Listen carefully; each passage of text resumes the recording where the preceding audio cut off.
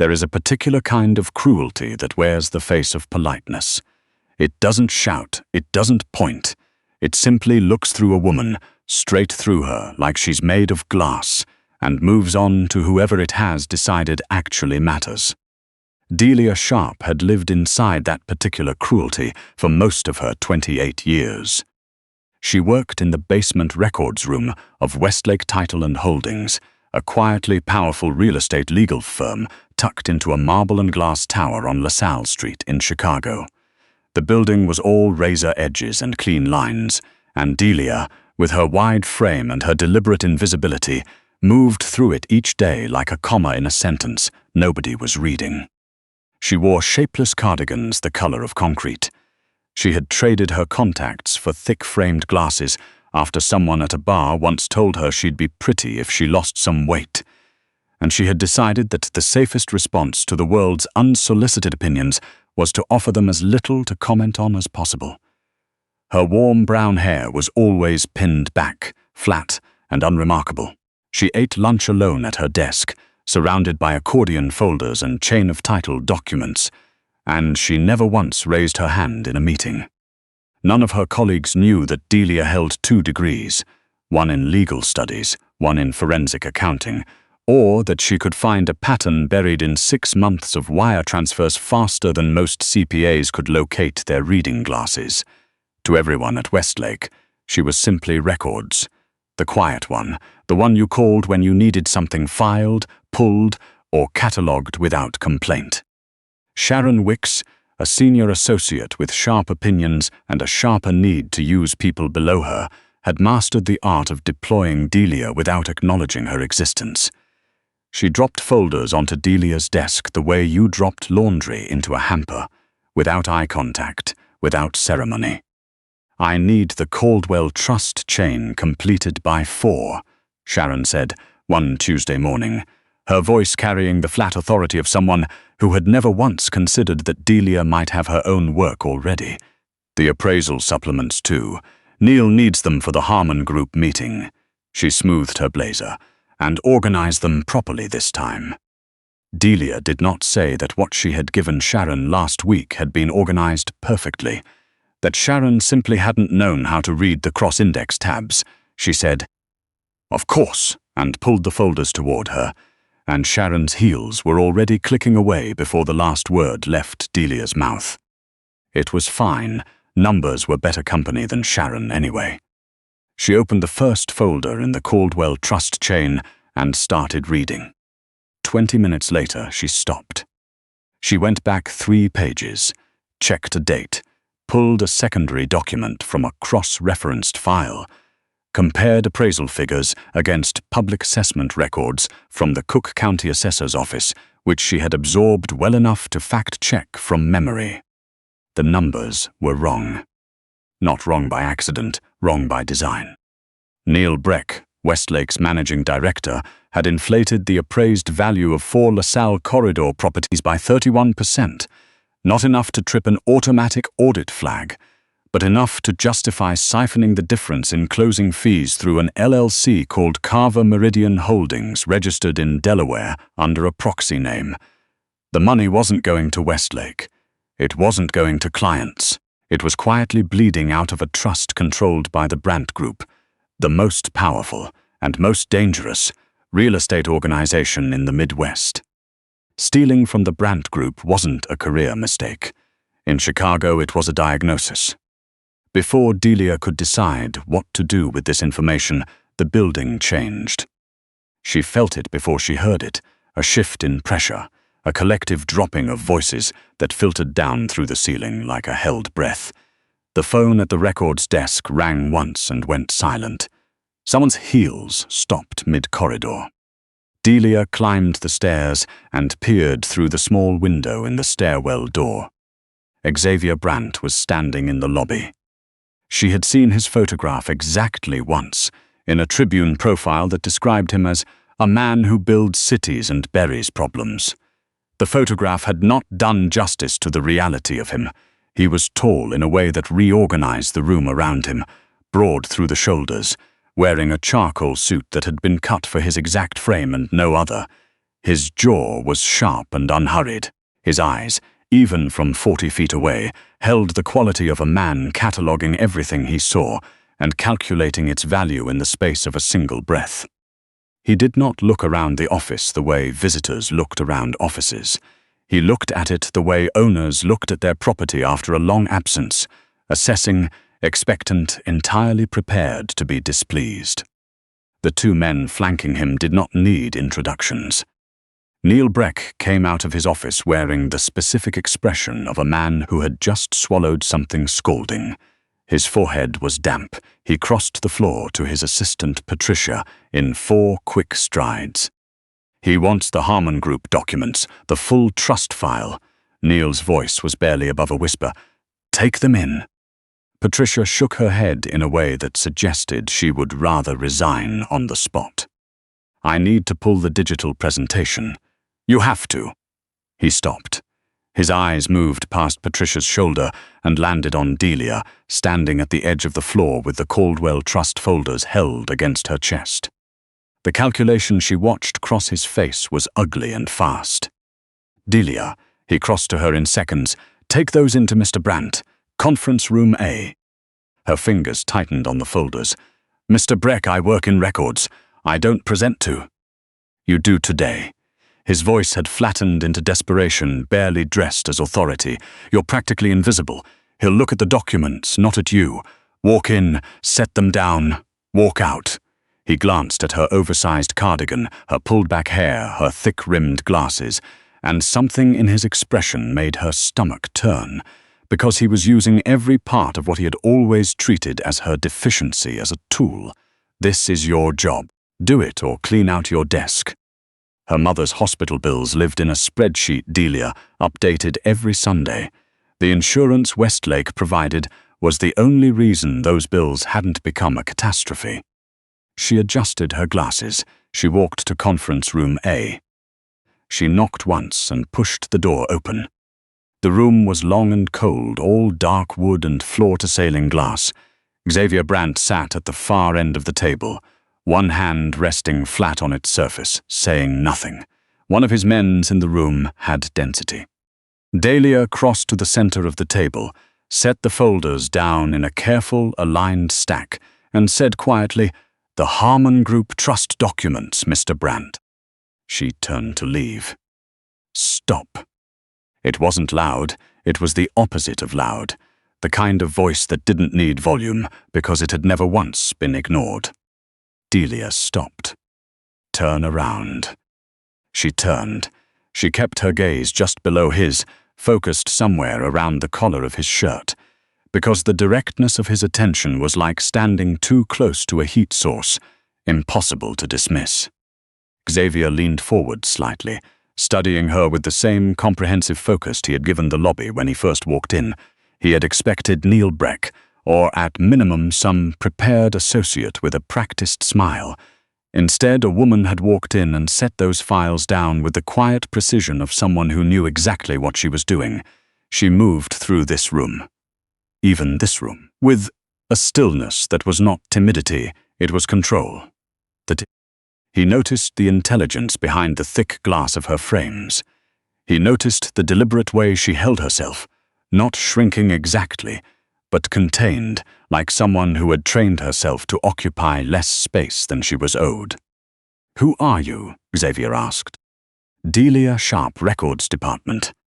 "Why did Neil Breck send you in here instead of bringing these himself?" The safe corporate answer was right there, ready to use. The honest one was the dangerous one. Delia had spent 20 minutes this morning reading documents that could get her killed, and she had a feeling this man could tell the difference between the two kinds of answers without trying. "Because he was afraid to come himself," she said, "and because he believed that if he sent me, you wouldn't pay much attention. That you'd look at the documents and not the person carrying them." The man by the window made a low sound. Xavier did not look away from her, and was he right? "Apparently not," Delia said. A pause. Something shifted at the corner of Xavier's mouth, not quite a smile, but close. "Sit down, Miss Sharpe." She sat.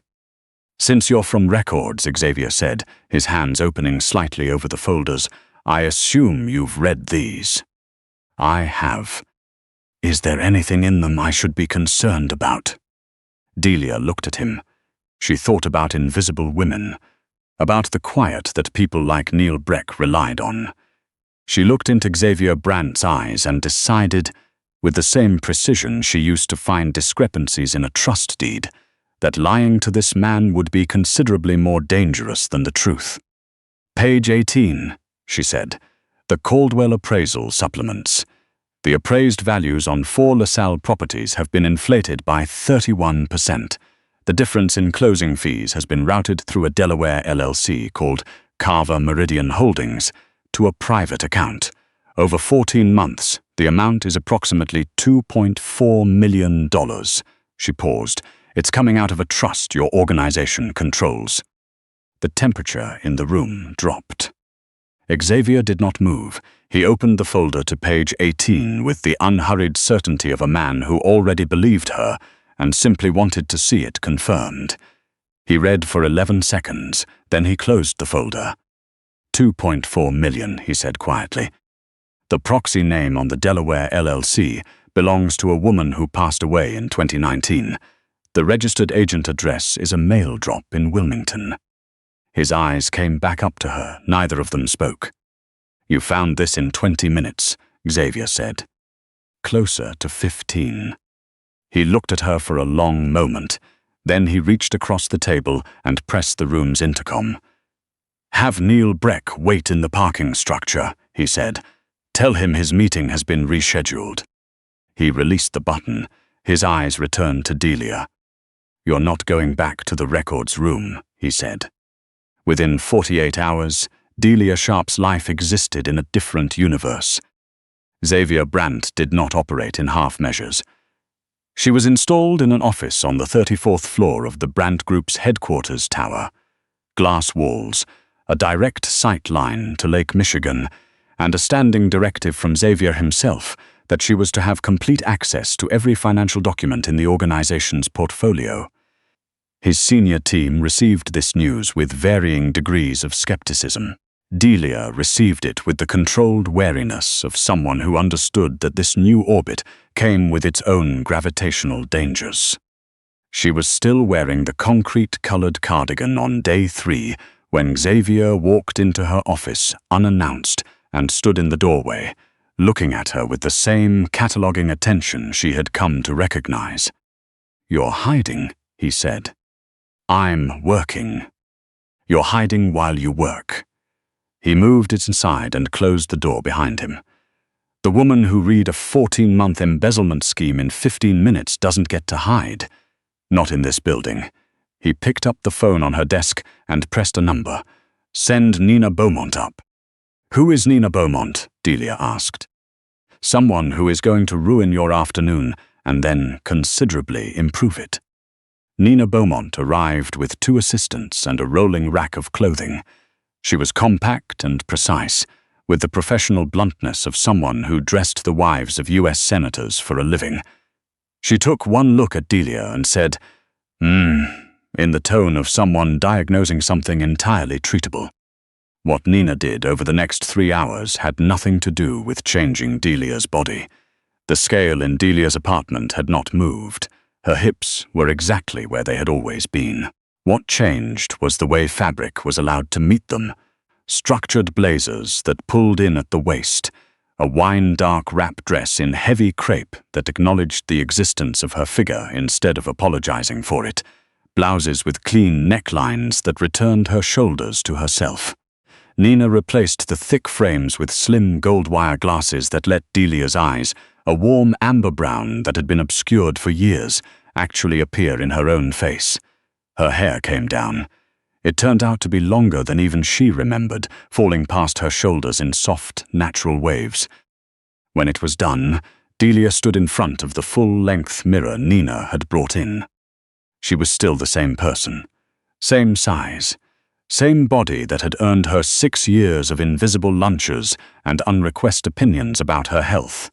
But the woman in the mirror was not asking permission to be there. She looked like someone who had stopped asking. Delia pressed her fingertips to her mouth. Xavier stepped into the frame of the mirror behind her. He did not speak for a moment. He simply looked. And what was in his expression was not the patronizing approval of a man evaluating a makeover. It was the recognition of someone who had already known something, was there, and was watching it finally be allowed into the room. "This," he said quietly, "is who you are." Delia exhaled a shaky breath. "People are going to stare. They always have for the wrong reasons." "People are welcome to stare," Xavier said. His hand came to rest at the curve of her waist, not grasping, but certain. "And they will understand very quickly that their opinions carry no weight in any room I'm standing in." That evening, he brought her to a private dinner at the Chicago Cultural Center, a gathering with the heads of the city's most powerful development syndicates, and Alderman Patrick Egan of the 42nd Ward, who had been blocking 3 of Brandt's major permit approvals for months while demanding an expanded cut of TIF district revenues.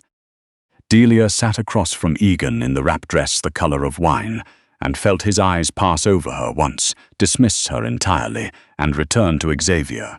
She let it happen. She was already reading the bound expenditure presentation Egan had brought, his justification for the demand. She found it in 8 minutes. "Alderman Egan," she said, her voice cutting through the table's conversation with a calm that surprised even her, "your infrastructure expenditure figures include $4.1 million in Wacker Corridor Road repair costs that were already reimbursed by the CDOT Capital Improvement Program in fiscal year the relevant page, toward the center of the table. Claiming them again here constitutes double billing. The CDOT reimbursement documentation is public record. I can pull it on my phone right now if that would be useful." Patrick Egan blinked. His face did something complicated. Xavier leaned back in his chair, arms crossed, watching Delia. She wasn't finished. "Additionally, the permit delays you've used as leverage are currently in violation of the city's own 90-day review statute. The Brandt Group has grounds for a formal complaint to the Inspector General, which would trigger a full audit of your ward's discretionary accounts." She folded her hands. "Or we could discuss what the Brandt Group's actual obligations are under a correctly documented agreement. I have the real numbers if you'd like to go through them." The alderman looked at her. He looked at Xavier. He looked back at her. He signed a revised agreement before dessert arrived. On the ride back, Xavier was quiet for several blocks, then, "Where have you been my whole career, Delia Sharpe?" She looked out at the city, Chicago lit and complicated, wrapped around the dark edge of the lake, like an argument about ambition. She thought about the answer. She had been in a basement, doing work that other people dropped on her without looking, but that felt like another person's chapter now, and she was no longer interested in going back to read it.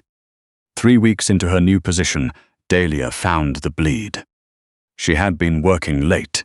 She always worked late now, because the Brandt Group's financials were a living system, and she had begun to feel responsible for every corner of it, when a small discrepancy in a capital reserve account caught the edge of her attention. She almost let it pass. It was $19,400. In an organization managing hundreds of millions in assets, $19,400 was rounding error. But she didn't let anything pass. She never had. She traced it through a sub-account, through a payments processor, through an overseas holding vehicle, with a Nashville forwarding address. She traced the Nashville address. Then she went cold.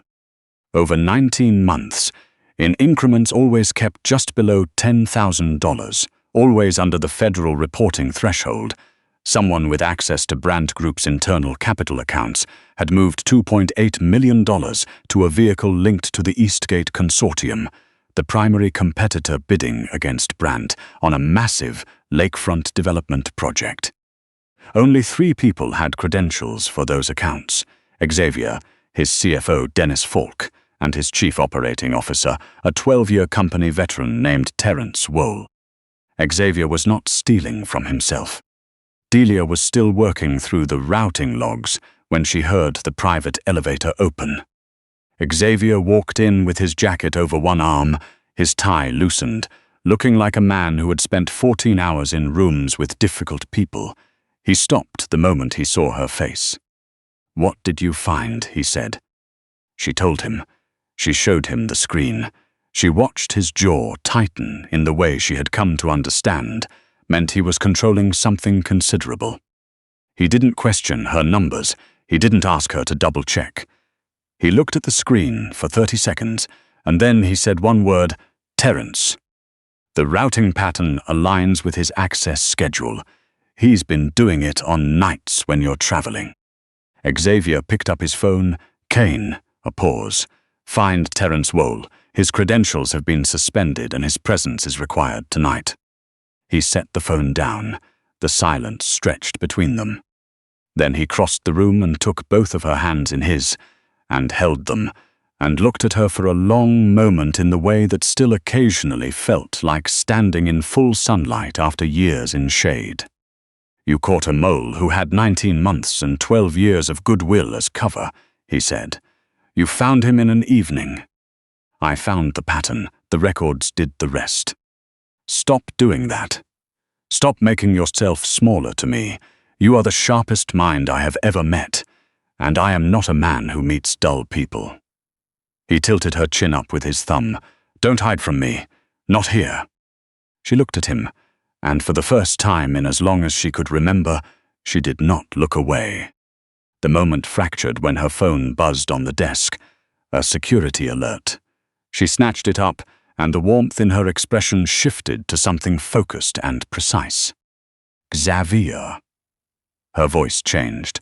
"Terence doesn't have the Eastgate money yet, but the receiving account is still active and there's an outbound wire queued. It executes at midnight. She was already typing. He built a dead man's switch into the payment scheduling system. If anything happened to him, the wire goes through automatically." Xavier checked his watch. It was 11:14 p.m. "How much?" "The entire development reserve. $112 million, wired to a Cayman vehicle connected to Eastgate." He was already moving. "Get 3 cars to the Wells Street offices now." They moved through the building with the organized urgency of people who had already decided how this ended. Delia sat in the back of the lead SUV with her laptop open, fingers moving fast. Outside, Chicago slid past in wet winter dark. "He built the switch into the payment scheduling software," she said. "If I try to block the transfer from outside the system, it just reroutes." "Can you stop it from inside?" "If I can access the Wells Street main server before midnight and write a manual override." She paused. "I need admin credentials." Azia leaned over and typed an 11-digit code from memory. "You have them." 11:42, 18 minutes. The SUV pulled to the curb on Wells Street. Xavier's security team swept the building. Terence Wohl was gone, but the server room was unlocked, which meant he had already tried to accelerate the timeline and had not expected anyone to follow this fast. Delia sat down at the terminal. She wrote the override in raw code, bypassing the scheduled payment queue and inserting a validation hold on all outbound wires above $1 million. The system pushed back twice. She pushed harder. Her hands were completely steady, steadier than they had any right to be, considering what was at stake. 11:58. The screen went red. The payment execution window appeared. She typed the final string of the override and hit enter. The status window changed. Hold applied, wire suspended pending manual authorization. She exhaled for what felt like the first time in an hour. Xavier's hand came to rest on her shoulder. Warm, steady. He read the screen. He looked at her. "Clean?" he asked. "Every dollar is still there," she said. He crouched beside her chair until their eyes were level. What was in his face in that moment was not the expression of a powerful man looking at a useful asset. It was something much simpler and much more dangerous than that. The look of a man who recognized something extraordinary and was not willing to let it be ordinary again. "Delia," he said. "I know," she said, and because she was tired of the distance, "I know." The Lakefront Development Summit was held 3 weeks later at the Aon Center, in a room full of the most consequential voices in Chicago real estate.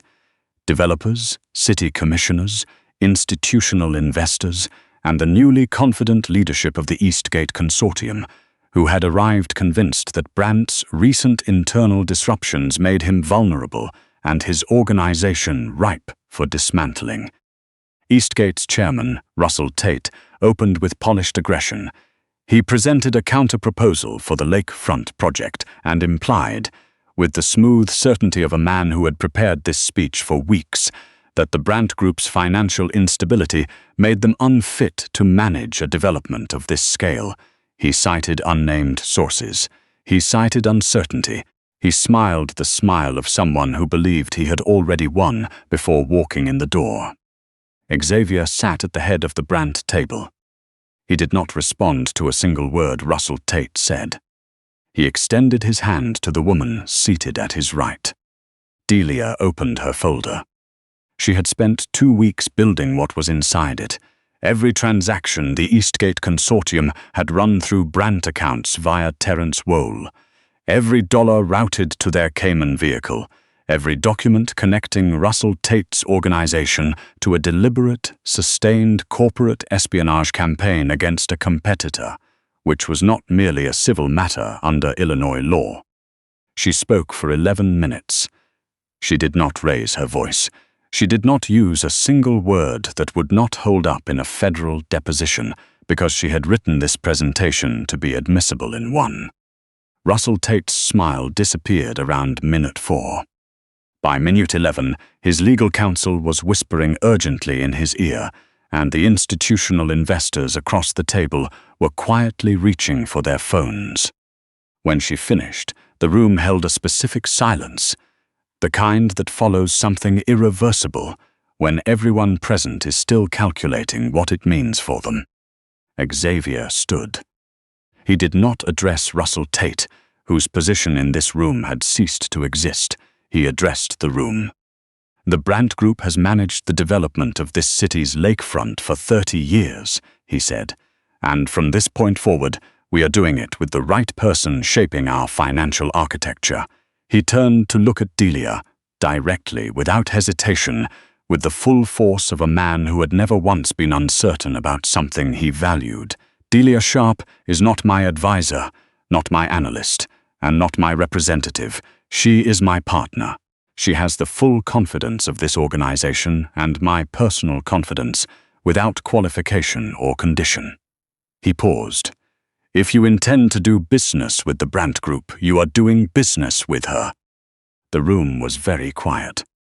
Delia looked at the man who had walked into a records room and refused to look through her, who had made space for her at a table where women like her had never been invited, and then refused to let her disappear from it, who had looked at her, not in spite of anything, not as a project to improve, but as a fact he had recognized immediately and claimed without reservation.